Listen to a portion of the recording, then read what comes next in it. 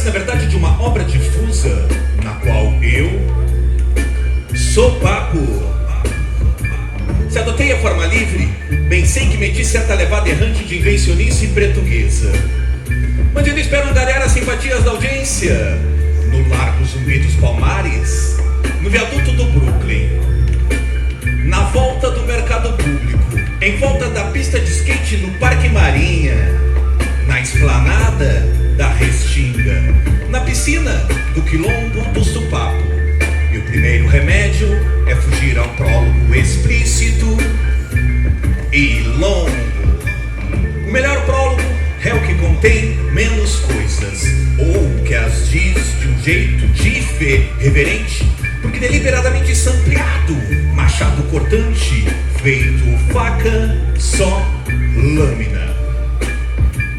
Consequentemente, deveria evitar de contar o processo que empreguei na composição destes neoriquis, trabalhados cá no Novo Mundo, sem maiúsculas, com pouquíssimas conjunções, em busca de uma lisa linguagem horizontal igual à pampa pré-aramada, e assim oferecendo protagonismo à minha língua chão.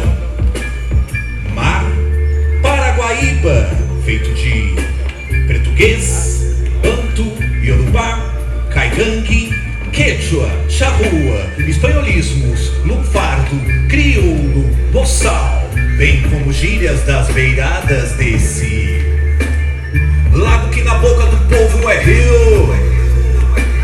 Seria curioso, mas excessivamente extenso e, aliás, desnecessário ao entendimento da obra.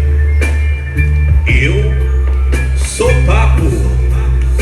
Posso dizer que, assim como vim da terra dos orixás, mar, pintura e poesia Rio Grande, inventei minha Pachamama África.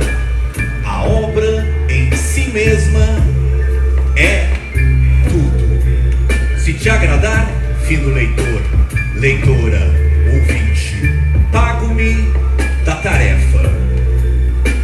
Se não te agradar,